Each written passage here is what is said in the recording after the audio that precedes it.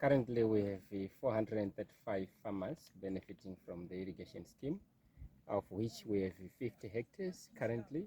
But our plans is to ensure that we extend the irrigation scheme to 150 hectares. So we have adopted a phased approach. The first phase is to extend the irrigation scheme by 50 hectares. I think by February we'll be done with the extension of the irrigation scheme.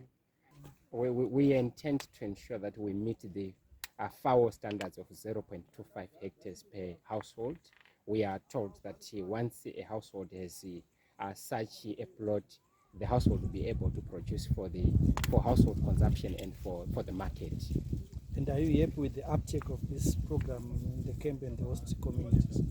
We are really excited that there is a lot of interest from farmers, and we are also happy that they are playing their part to enhance food and security and nutrition.